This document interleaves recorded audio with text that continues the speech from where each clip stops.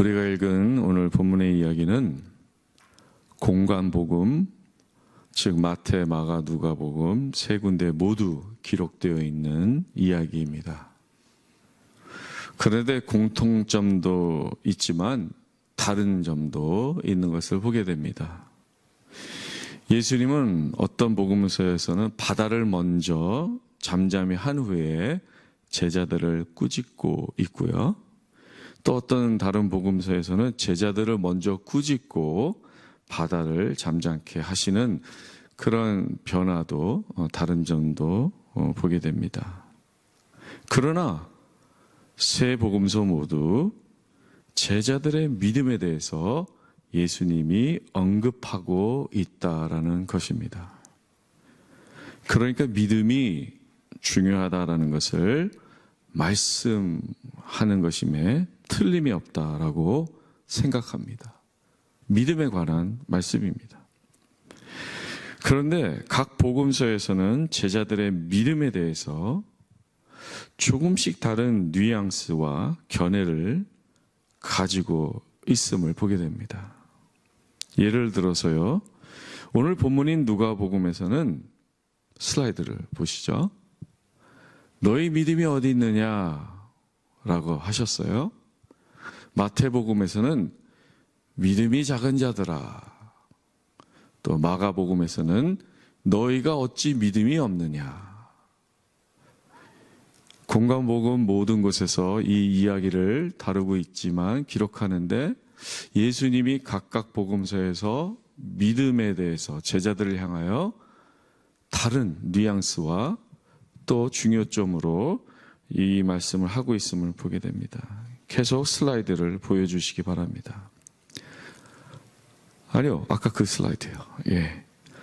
밑에서부터 보면요, 마가복음을 보면 너희가 어찌 믿음이 없느냐 하셨는데요, 제자들이 아예 믿음이 없었다라는 말입니다. 마가복음의 제자들은 믿음이 없었어요. 너희가 어찌 믿음이 없느냐. 믿음이 중요한데 그 믿음이 없느냐 하시는 거고요. 여러분들도 아시다시피 마가복음은 그 전체적인 그 글을 쓰고 표현하는 게 투박하고 굉장히 간결합니다. 그래서 아마 그런 것을 또 나타내는 것이 아닌가. 반면에 바로 위에 있는 마태복음은 믿음이 작은 자들아 하셨는데 믿음이 아예 없는 것은 아니죠. 있는데 그 믿음이 더 굳건해지고 강건해지기를 바라는 그런 어떤 예수님의 바람이 들어있다라고 생각합니다. 마지막으로 오늘 본문인 누가복음에서는 너희 믿음이 어디 있느냐라고 하셨는데요. 믿음이 있긴 있는데 지금 그 믿음이 어디 있느냐라고 물으셨다라는 것입니다. 저는 오늘 본문 누가복음의 예수님의 그 말씀이 은혜가 됩니다. 절망의 현실에, 그래서 암흑 같은 현실에 한 줄기 빛을 내려주시는 것과 같습니다. 그렇습니다. 우리가 인생 살면서 수많은 도전과 역경들을 만나지요. 오늘 본문처럼 광풍을 만난 배와 같이 이리 치이고 저리 치입니다. 배에 물이 가득하게 된 것처럼 문제들이 정신없이 들이닥치는 우리의 삶입니다. 밤잠을 설치고 중간에 잠에서 깨면 다시 잠들기가 어렵습니다. 누구에게도 자신의 문제를 알리기 어려워 속으로만 끙끙거리고 살고 있지 않습니까? 그런데 그러한 우리의 현실에 예수님은 말씀하고 있는 것입니다. 너희 믿음이 어디 있느냐?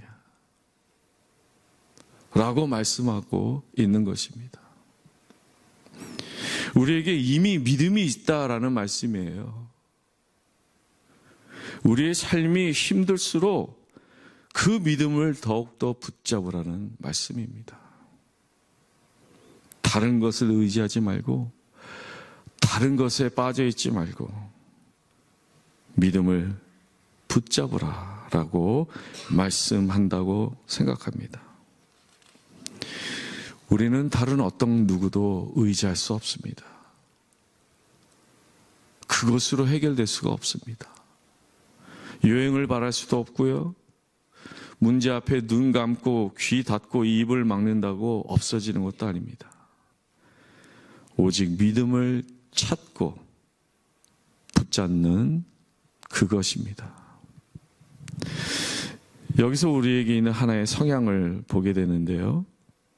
우리는 문제를 만나면 힘들어하고 두려워할 때가 많은데 거기에 많이 머물러 있다는 거예요. 이해가 되죠. 우리 다 알죠. 문제가 오면 그냥 문제 속에 파묻혀 있죠. 근데 그때 믿음은 무엇을 하고 있느냐 이거죠. 문제를 만나면 우리는 또한 불평하고 도망가려고만 하지 믿음으로 그것을 해결해 보려고 하지 않는다라는 거예요. 즉각적으로 그렇게 하는 사람이 그렇게 많지 않습니다. 우리에게 붙잡을 만한 믿음이 아예 없어서 그럴까요? 아닙니다. 예수님은 말씀하십니다. 너희 안에 이미 믿음이 있다. 그것을 붙잡으라. 그것을 끌어올리라 말씀하시는 것입니다. 겨자씨만한 믿음일지라도 산을 움직일 수 있으니 문제를 만나고 풍랑을 만나고 그 감정에 빠지지 말고 믿음을 붙잡으라 라고 말씀하십니다. 우리가 문제를 만나면은 우리는 감정적이 돼요. 이성을 잃게 됩니다. 감정적이 돼요. 그래서 판단을 제대로 못해요. 언행도 과격해지고 말실수도 할 수 있게 되는 거죠. 그런데 감정을 넘어 이성을 넘어 믿음을 붙잡아야 된다라는 것입니다. 예수님은 우리에게 이 믿음을 주셨어요. 정말 겨자씨만한 믿음일지라도 오히려 위기가 기회라고 문제가 들이닥칠 때 우리는 그 믿음을 붙잡고 그렇게 살아가야 한다는 것인데요. 여기서 기도의 중요성이 나타나는 것입니다. 믿음을 붙잡는 것은요, 우리가 기도의 자리에 나가는 것과 같은 것입니다. 믿음이 있을 때 기도하게 되는 것이고, 기도할 때 우리의 믿음이 더욱 굳세게 되는 것입니다. 선순환이 일어나는 것입니다. 폭풍우 속에서 눈을 들어 기도하는 것입니다. 사도 바울이 고린도 후서에서 말씀하신 우리가 사방으로 우겨쌈을 당하여도 쌓이지 아니하며 답답한 일을 당하여도 낙심하지 아니하며 박해를 받아도 버림바 되지 아니하며 거꾸로 뛰림을 당하여도 망하지 아니할 것은 우리에게 기도할 수 있는 그 겨자씨만한 믿음이 우리 안에 있기 때문입니다. 오늘 본문 초두는 이렇게 시작하고 있습니다.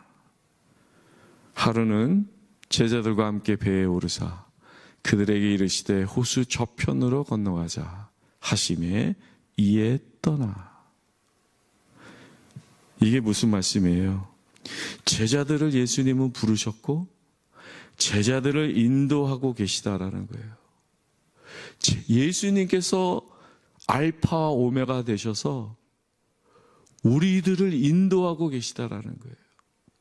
우리가 폭풍우를 만나는 그 자리에도 계시고, 우리가 산 꼭대기에 있을 때나 골짜기 밑에 있을 때나 예수님은 우리와 함께 계시다라는 것입니다. 우리 주님은 우리 곁을 절대로 떠나지 않으실 것입니다. 우리를 오늘 시편 121편의 그 찬양 가사처럼 우리 곁에서 지키시고 인도해 주실 것입니다. 신명기 기자도 다음과 같은 말씀을 했습니다. 너희는 강하고 담대하라. 두려워하지 말라. 그들 앞에서 떨지 말라. 이는 내 하나님 여호와 그가 너와 함께 가시며 결코 너를 떠나지 아니하시며 버리지 아니할 것임이라. 그러므로 우리는 겨자씨만한 믿음으로도 그 믿음을 붙잡고 주님께 기도해야 하는 것입니다. 우리의 기도는 다양한 모습과 방법을 취할 수 있습니다. 때로는 묵상하는 기도로, 때로는 통성하는 기도로, 때로는 금식하며 우리가 기도할 수 있습니다.